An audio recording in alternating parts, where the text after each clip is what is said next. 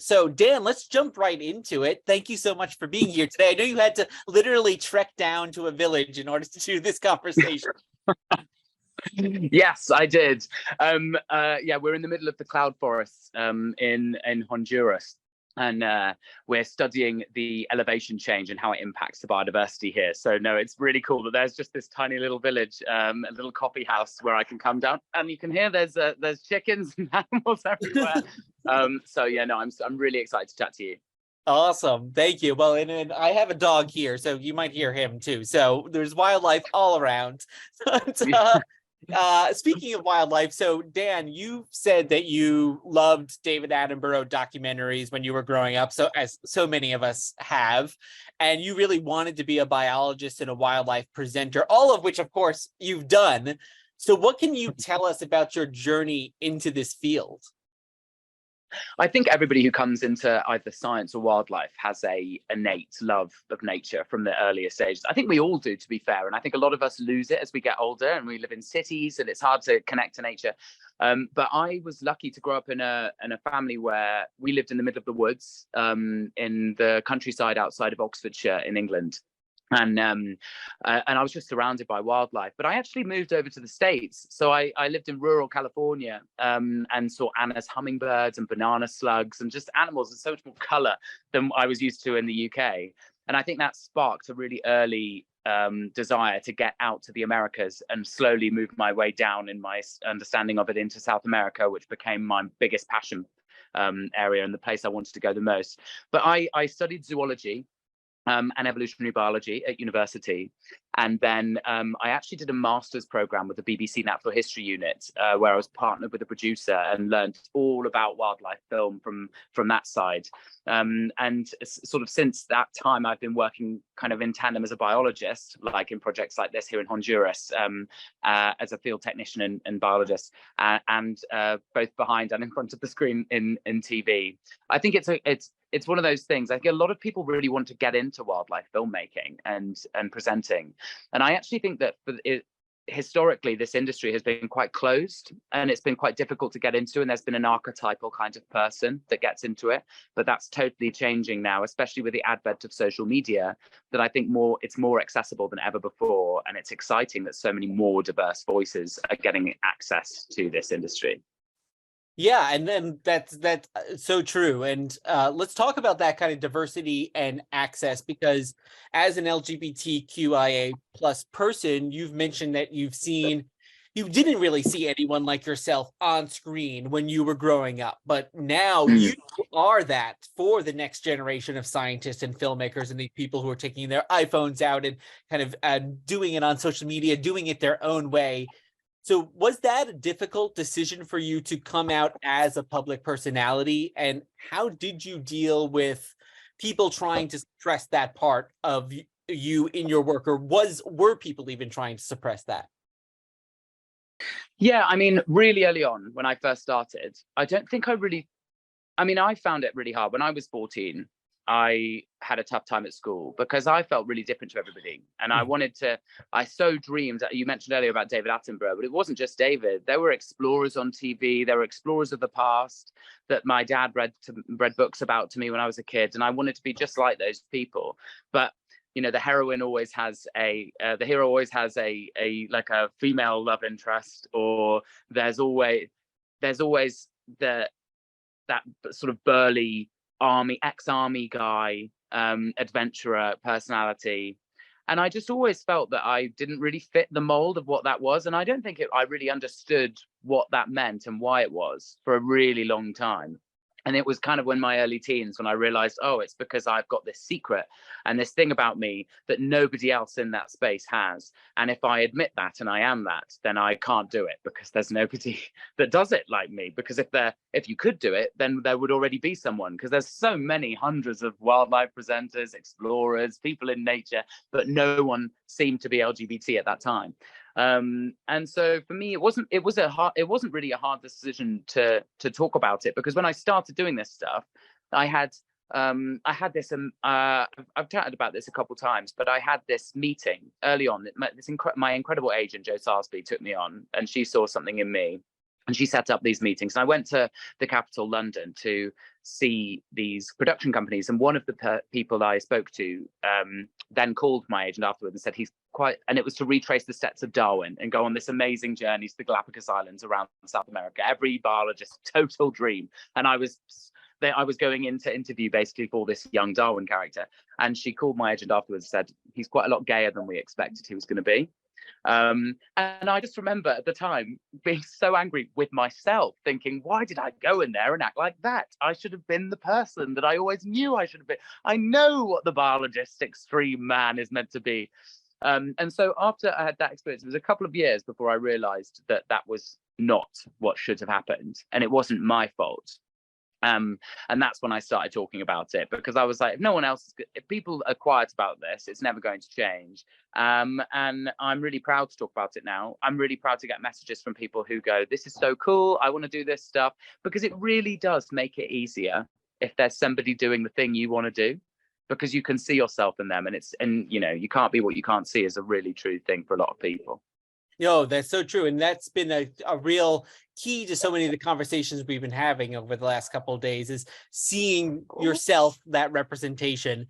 And, you know, you've been on many expeditions, including swimming with sharks and encountering some dangerous animals. So what have been some of your favorite expeditions? I don't know. Right now, you're on one right now. Oh my. So giants, I've got to say, it was the most incredible adventure of my life. We circumnavigated the globe, searching for these giant species, many of which I had never seen before. Diving with great white sharks was definitely something I thought I probably wouldn't do, because I had a childhood fear of sharks. But it was absolutely amazing. And getting in the water with these expert biologists who have been studying in the Neptune Islands off Australia for a really long time, and kind of assisting them in their research was just super cool. But yeah, I mean, for me, probably swimming with a 20-foot long breeding quality female anaconda in the river was probably up there with the most nuts things I've ever done. And also, I will say, because that was in the Anacondas episode, obviously, of Giants, I was so pumped on adrenaline that I just looked at the PhD scientist and she was like, you can get in. And for some reason, that was enough for me to go, okay. Whereas now thinking back, I'm like, what a mad thing to do. But yeah, and there was one of those for every animal. I mean, I knew the lions, getting so close to those up in Botswana and sleeping out under the stars in little tents, hearing hyenas and lions and all of these animals in the Okavango was amazing. But walking up again to Craig, the African the bull elephant with these great 7 to 9 foot long tusks, one of the last super tuskers in the world, was amazing. That is so cool. Well, and you mentioned lions, and of course the new series is all about giants. And I know you've been especially interested in big cats. And yeah. So what is your fascination with big cats in particular? That's probably my oldest love of nature. We were always known as the crazy cat family when we were kids. We had 12 cats. And I grew up with these 2 Bengal cats, Carmen and Salvador, that were part Asian leopard cat, part domestic cat.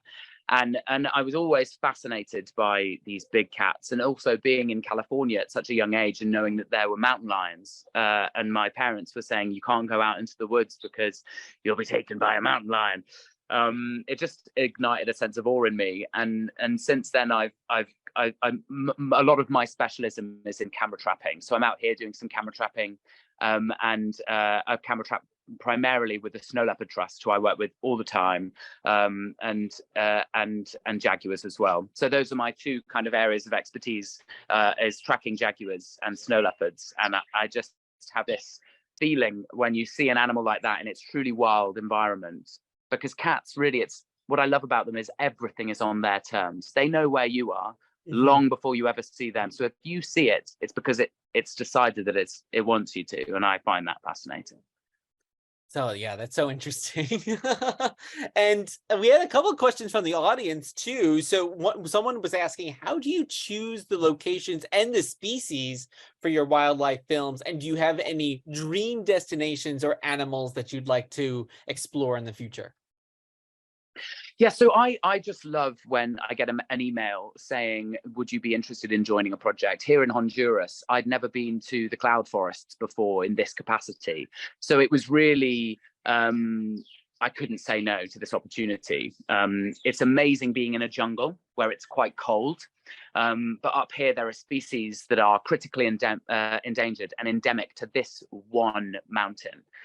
So every place you go and you're seeing things like that. We walked into the jungle 2 nights ago, and there was this giant frog living on a tree. And one of the core team herpetologists, which is the study of amphibians and reptiles, said that frog only exists here. It's critically endangered and it's endemic. And that is just such an amazing thing. But in terms of species that I would love to see, I have a dream to see Siberian tigers. I absolutely, and this is probably quite relevant. I mean, one of my biggest dreams is to see gorillas. It's one of the species that we're considering if Giants is commissioned for a second series. But then, one of the perfect spots to go and see gorillas, and where I dreamed of going and seeing gorillas, was Uganda, which is now off limits for me, probably for the rest of my life, but who knows? Yeah, no, that's very interesting. I mean, yeah, there's yeah, I mean, it's sad that there's these places that you would want to go and explore, and yet yes, as because of who you are, because of who so many of us are, we're not able to go there. And hopefully that does change. And I mean, what's interesting too is that you're talking a lot about bringing some of these issues to light in your work. And we had another question from someone who's saying, you're really, as this trailblazer in your field, what advice would you give to an aspiring wildlife filmmaker who wants to really make a positive impact through their work? I think you hear a lot of those cookie cutter answers with these things, like keep going, you're doing it. But honestly, the thing that I think is probably most valuable is that I still feel a bit weird sometimes. I still feel like I get a lot of imposter syndrome. I still feel like I'm not meant to be in spaces that I probably am meant to be in. And I just think that knowing that is really helpful. Anytime someone tells me that they don't know what they're doing, I'm like, great, so do I. And I think feeling passionate about something is enough. And if people try to make you feel smaller or lesser, that's their problem, not yours. And if you're truly passionate about something and you're really interested in it, it doesn't matter how good you are at the start. It's about how interested you are to learn. And I'm still learning every day. And I mean, I'm out here with experts in the field, and this is my first time in cloud forest, and I'm doing my studies and my methodologies that I've used in other areas, but I'm a rookie here. And I think my advice is just don't run before you can walk, but also don't shut the door because of your fears. Just go for it anyway. Yeah, and we talk a lot about sorry, my dog's going crazy. Talk a lot about imposter syndrome here, so that's great. Great advice. And kind of going back to LGBTQIA plus issues and kind of mirroring them with nature, what insight has studying animals in nature given you about sexuality and queerness in the world at large? I mean, it's so interesting. There's this fantastic biologist called Lucy Cook. She's written a book called Bitch about the female animal. And I recently did a panel discussion with her at the British Library and learned so much, because in that book, she talks a huge amount about animal sexuality, gender fluidity. And I just being on that panel and discussing these issues with her, and realizing, and another author as well, just how much of nature is way more fluid and way more gender diverse, sexuality diverse than I think historically humans have given it credit for. Really helps as well. I mean, there's multiple genders in nature. There's a huge a variety of sexuality. In fact, outside of prejudice, it's in bonobo societies, it's used as a currency by female bonobos, and it's a studyable field, and in giraffes there's a huge prevalence as well. So I find a lot of comfort in it. Actually, I find I think there's a really interesting future series to be made about why it's good to be gay, and the more I learn about it, the more I'm fascinated by it. And what's really cool is I'm hearing all over the industry and natural history now that this is a future topic that people are really excited to tell stories from. And loads of new shows are going to be coming out all about it, which we can all delve into, which is super exciting. Yeah, it's nothing. I've never seen a special or a topic or film on that subject, so I would love to watch something on that. And kind of speaking of films too, in addition to being a filmmaker and a biologist, I really think of you too as an entrepreneur, because you really are doing a lot of these self-filming projects. So what can you tell us about those as well? Yeah, I mean, that's my real wheelhouse, and where I cut my teeth as a filmmaker, and where I find I find it most authentic when you're really in a moment. Kind of how, when you see some of the best stories, the best things you see are something someone filmed on an iPhone, because that's all they had at that time and it was happening right there and then. I love to try and emulate that with the best quality camera equipment I can. And I work now as a professional creator with Sony filmmaking. So out here, I'm making a project with Sony. So I've got loads of camera equipment that they've supplied me with. And I'm just slogging it through the rainforest, trying to make a project about what we're doing, and a kind of behind the scenes diaries of a multi-scientist expedition. Because here we've got herpetologists studying the amphibians and reptiles. We've got mammalogists and bird ringers. Out here, I'm doing a lot of bird ringing as well. So mist netting in the forest and putting these very light nets up, catching the birds and ringing them. And we are seeing some beautiful species. We've already caught this incredible bird called a toady motmot. It's like bright blue eyeshadow and this amazing big head and bill. A collared trogon. But flying around us all the time are resplendent quetzals, the most incredible birds with these long ribbon-like tails that are greens and blues. And we're trying to get all of this footage out here. And it's just so cool being in these little collaborative science teams, and being able to utilize cameras and communicate it, which I think so often these two worlds are so separate. And that's what I love most about self-filming, because I just feel it's so authentic and you just really feel the real moment. Yeah, and I'm thinking back to when David Attenborough started, the size of those cameras must have been so huge. And now we can have these great cameras that can really capture things and really be the true fly on the wall. And I think it's probably getting so much great findings because of that. And like those birds you mentioned too, those they sound like the drag queens of the jungle. Yeah. Yeah, I mean, so what's really cool out here as well, we've got some canopy access specialists, and they've been up there this morning. Last night, sorry. We were up there and they'd rigged this net, and then the canopy access climbing specialists made a rig and sent this great big net up into the canopy. And we were catching bats at night to process to see what species were up there.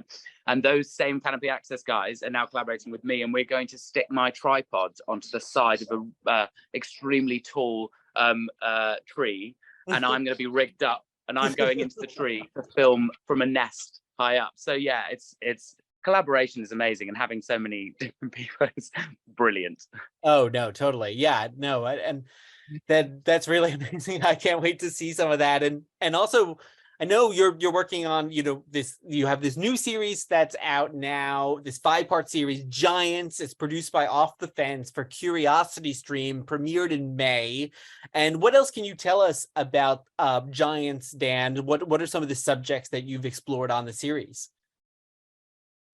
Giants is a really interesting show because it fills two worlds. It really is an expedition series, and we go on these amazing journeys to find these species. And there's a real "are we going to find it" feeling in every single episode.